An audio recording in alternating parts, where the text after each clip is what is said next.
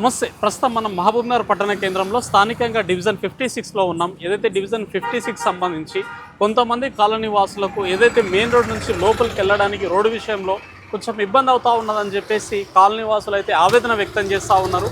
మరి వాస్తవాలు ఏంటిదో తెలుసుకోవడానికి మనం క్షేత్రస్థాయిలోకి అయితే వచ్చాము. వారి యొక్క ఆవేదన ఏంటి, వారు ఏ సమస్యతో ఇబ్బంది పడుతూ ఉన్నారు, ఎందుకు ఇబ్బంది పడుతూ ఉన్నారు అనేది వారి మాటల్లోనే తెలుసుకునే ప్రయత్నం అయితే చేద్దాం. సో చెప్పండి సార్, ఏంది అసలు సమస్య ఏంటిది? రైల్వే వాళ్ళు బ్యాన్ చేస్తున్నారు రోడ్డు. వాళ్ళ ప్లేస్లో వాళ్ళు కట్టేస్తున్నారు. మా ఇంట్లో 40 హౌజెస్కు ఇక్కడ నుంచి దారి లేదు పోవడానికి. ఈ రైస్ మిల్లు వీళ్ళు మొదటి నుంచి ఇది ఎంక్రోచ్మెంట్ పెద్దగా అవసరం లేదని చెప్పి ఎవరు పట్టించుకోలేదు. ఓకే, వీళ్ళు దాన్ని ఎంకరేజ్ చేసి ఓనర్స్ కట్టిండ్రు. కట్టిన తర్వాత వీళ్ళు అమ్మేసుకొని వెళ్ళిపోయారు ఓనర్స్. ఇప్పుడు వేరే వాళ్ళు ఉన్నారు దానికి. ఇప్పుడు మీకు ఇప్పుడు రైల్వే వాళ్ళు క్లోజ్ చేసేస్తే వేరే దారి ఉందా? దారి లేదు. ఇప్పుడు మీరంతా ఏ కాలనీ వాసులు? వివేకానంద నగర్. Vivekananda complete batch. ఎట్లా స్థానిక ప్రజాప్రతినిధులు కానీ ఏమంటున్నారు? వస్తుండ్రు, వాళ్ళు కూడా వచ్చి ప్రయత్నం చేసిండ్రు. మున్సిపాలిటీలో వచ్చిపోయినరు, టౌన్ ప్లానింగ్ కూడా వచ్చిపోయినరు. కానీ వాళ్ళు కూడా ఎట్లా అంటే మొత్తం లేదు, సగం వరకే ఉందని చెప్పి అంటారు. వాళ్ళు ఏదో మేనేజ్ చేసినట్టు కనపడుతుంది. మరేంటి మీ కాలనీ వెళ్ళడానికి ఆప్షన్ ఏం చెప్తారు? పరిష్కారం ఏమంటున్నారు? నాకు ఇక్కడ నుంచి దారి ఇస్తే తప్ప వేరే మార్గం లేదు. ఇదొక్కటి. రైట్, చెప్పమ్మా, ఏంది సమస్య? ఎంత మాకు ఇక్కడ రోడ్డు కావాలండి. ఇంతకుముందు ఏంటంటే రైల్వే సైడ్ నుంచి రోడ్డు ఉంది, అది క్లోజ్ అయిపోతుంది. ఇప్పుడు మాకు బయటికి ఇవ్వడానికి కూడా ఆప్షన్ లేదు, అది క్లోజ్ అయిపోతుంది. అది అతనిది కాబట్టి వాళ్ళు సెంట్రల్ కాబట్టి వాళ్ళు క్లోజ్ చేసేసుకుంటున్నారు. ఆల్రెడీ మాకు ఇక్కడ రోడ్డు ఉంది, 50 years బ్యాక్ నుంచే ఇక్కడ రోడ్డు ఉంది. రోడ్డు ఉండేది, నడిసే వాళ్ళు కూడా. అప్పుడు వీళ్ళు ఏంటంటే వీళ్ళు గోడ కట్టుకున్న తర్వాత ఇక్కడ నుంచి నడవలేకుండా అయిపోయింది. అది అప్పుడు అక్కడ రోడ్డు ఉంది కాబట్టి ఎవరు చేయలేదు, అవసరం రాలేదు, చేయలేదు ఇంత జైగా. ఇప్పుడు ఏంటంటే మాకు ఆప్షన్ లేదు కాబట్టి మాకు ఇక్కడ నుంచి మాకు ఇవ్వాలా అని మేము పోరాటం చేస్తున్నామండి.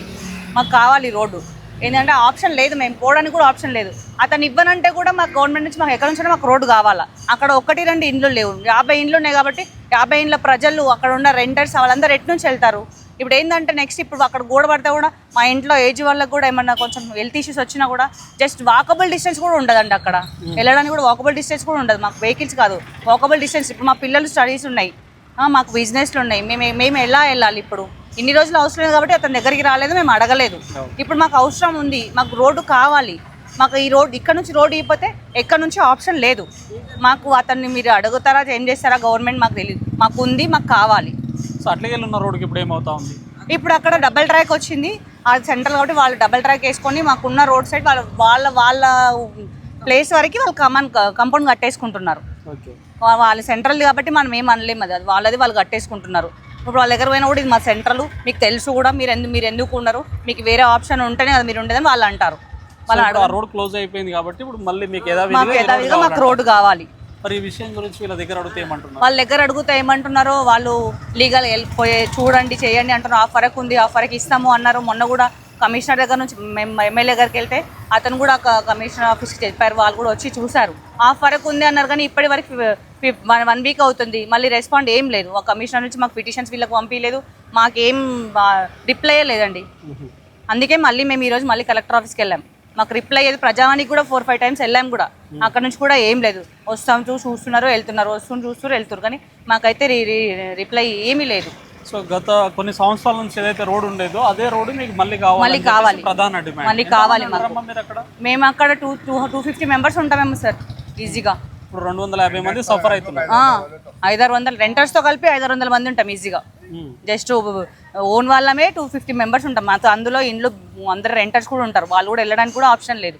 మరి అందరు కలిసి ఎమ్మెల్యే కలిసే ప్రయత్నం చేశారు? మొన్న కలిసాం సార్, మొన్న కలిసాము.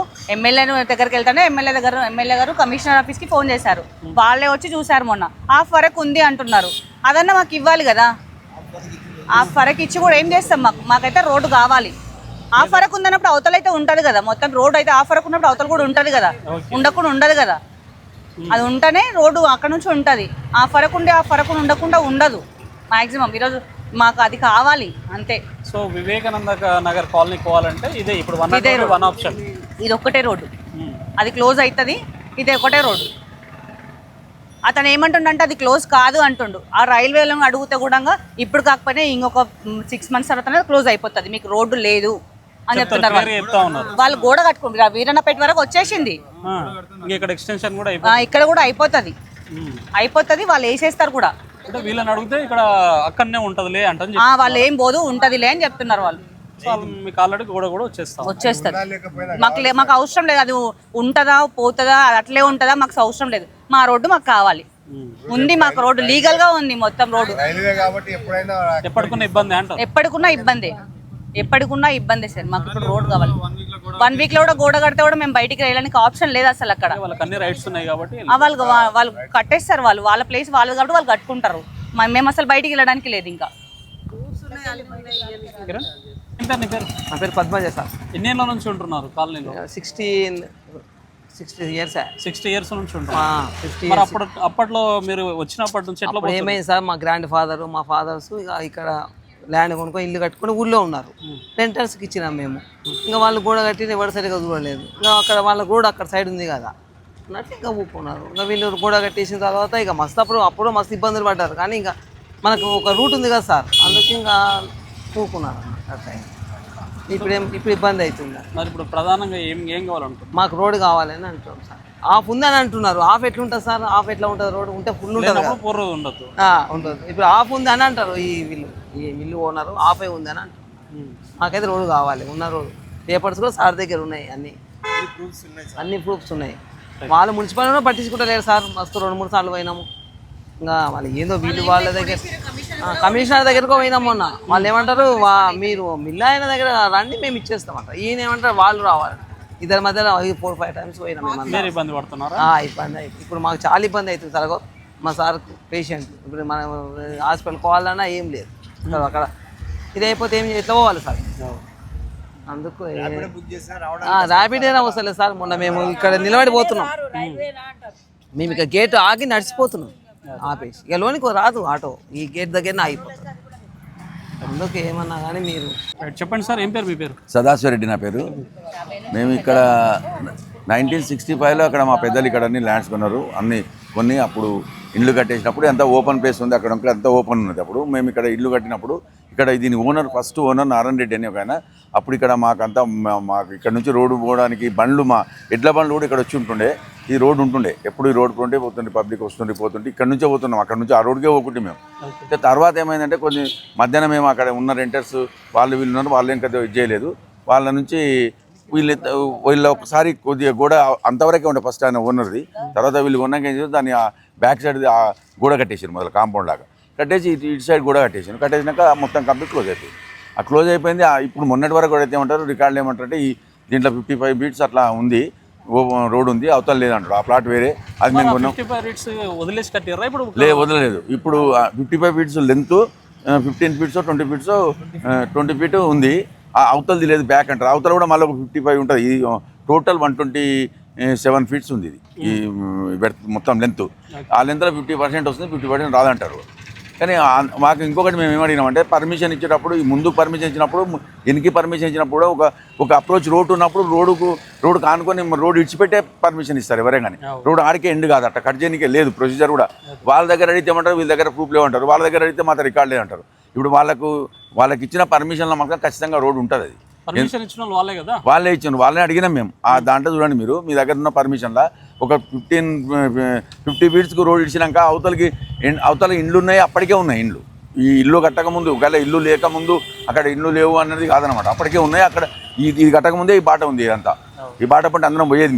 మేము ఇక్కడ నుంచే పోయేది, సైకిల్ మోటార్ పోయేది. బండ్లు ఎడ్ల బండ్లు మా విలేజ్లోకి వెళ్ళి వచ్చే బండ్లు కూడా ఇక్కడ ఆగుతున్నాయి.